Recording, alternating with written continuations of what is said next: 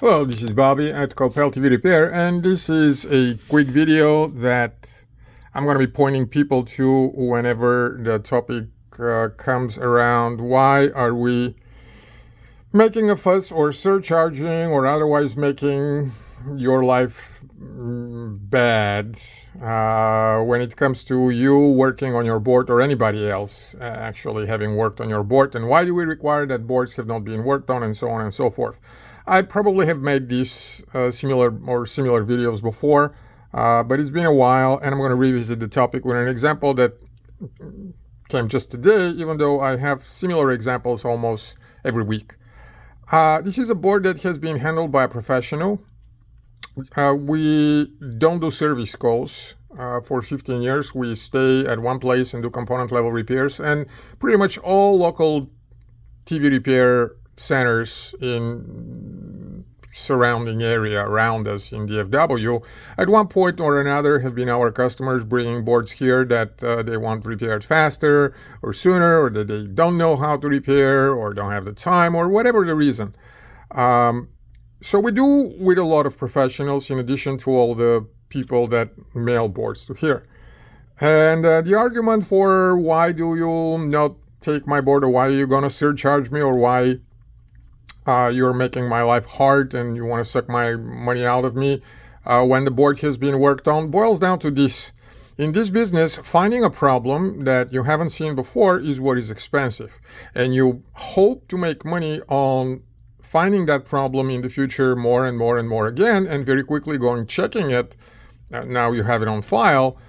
Check against your checklist and find out, yeah, that's the problem, that's the solution. Easy peasy, 5 minutes, good money. But, it only takes 5 minutes after the first or the second time.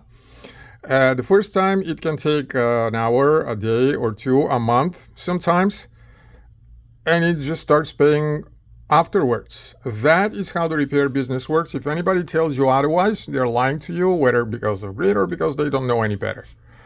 And especially the more complicated the board, the more true that is. You make money off problems that you know and check against, and they're repeatable. Unique problems are killer for this business. If you're going to find a problem you're only going to find once or 1 in 1,000, you're going to lose money on it. And the good technicians know that and try to avoid such situations the best that they can. Now, so this board, this is BN4400-874F, I believe. It's a family of boards with very well-known PFC drivers, with safety capacitors busting, and drivers, and sometimes other things. We have a repair kit, we have a repair service. Sometimes the main primary side drivers fail as well. So these technicians brought us two boards. One of them wasn't working for whatever reason. I don't remember which one of the two, but they took parts of one, put it on the other to check whether this is something, like comparing, pulling out, etc., etc. And they couldn't get any of them to work, so eventually they brought both of them here. And both of them have been worked on, and we have to go and charge extra money because all of our listings say we want to work on boards that have not been worked on before. There might be one exception to that. People sometimes ask, what about if you are the one that worked on before and it carries your label? That is separate topic. Generally, it goes, yeah, we are okay with that if we know that nobody else did. But anyhow, here's what I want to show you. So after checking all the usual stuff that we know about those boards, we found one problem, but fixing it did not fix the board. It continued not to work, although in a different way. First, it didn't have a standby. Now, it doesn't want to turn the PFC. And after spending a lot of time, we find a unique problem, a problem that we will probably never ever see again. And it's not worth putting in a checklist because of that. And I'm going to show it to you before it's even corrected. I don't know for 100% certainty before I fix it. I just want to show it before I fix it. So I don't know with 100% certainty that this is what the actual problem is. But I'm pretty darn certain, and I'm pretty certain it is a problem. If you look at DM815, that's a diode, and it's busted. It's physically busted. It's not busted by electric overload or power surge or anything.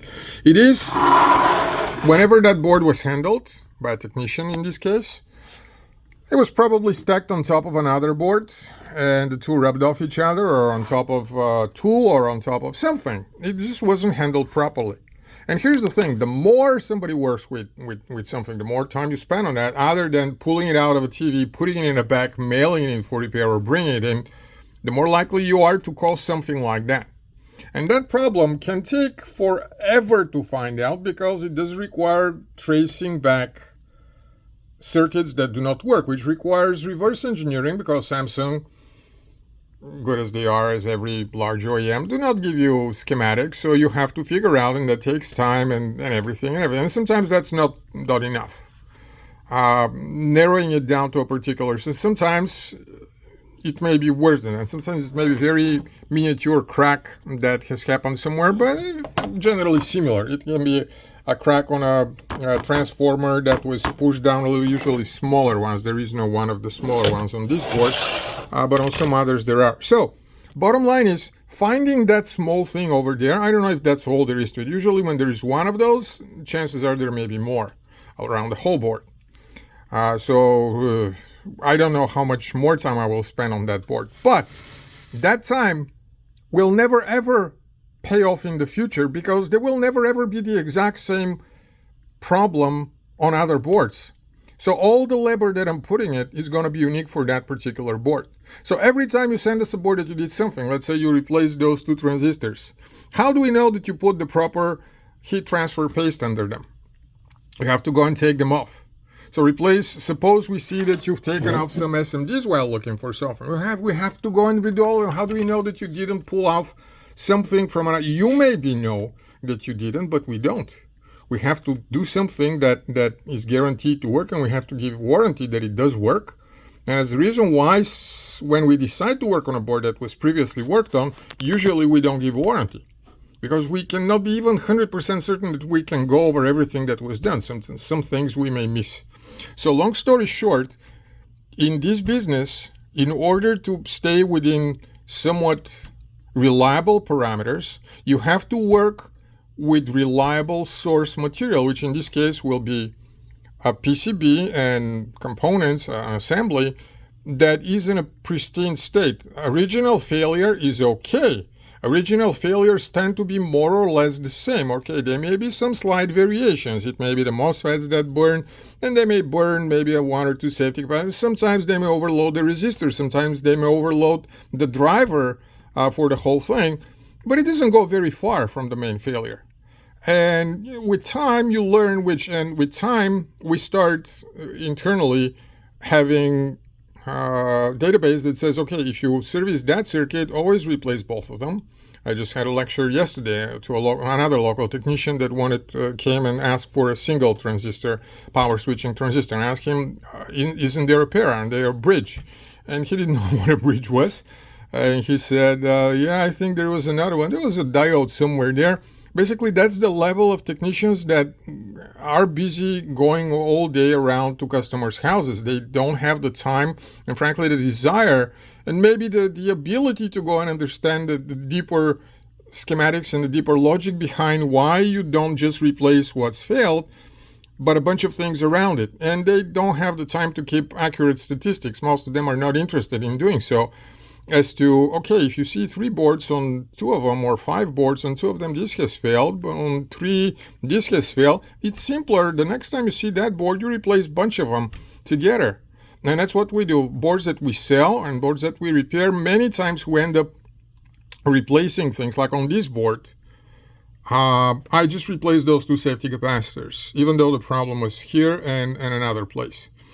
And the reason I did that is because I know for a fact, statistical fact, that those 2 fail a lot. When they fail, they cause failure in those 2 driving transistors. So most of the time I would replace those 2 as well. If we sell those boards, if that board was ours and it was about to go for sale, I would probably end up replacing those 2 as well, just to be on the safe side. Here I'm going to do an experiment and just replace those 2, because I know this goes to a local guy, technician. I'm going to tell him all that.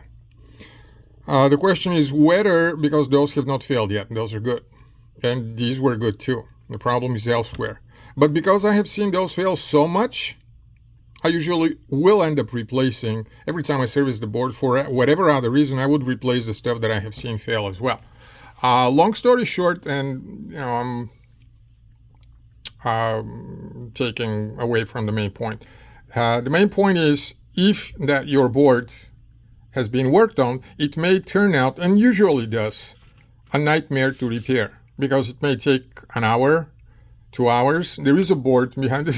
There's plenty of boards all around me that are waiting. They are in a similar situation. They are waiting one way or another, similar treatment, similar investigation. There is something unique about them, usually a result of a human action. So that is why we may be telling you that you have limited options, or you have to pay more, etc., etc. Hope you learned something new. Hope it helps you understand why this has to be the way it is, because, well, it is.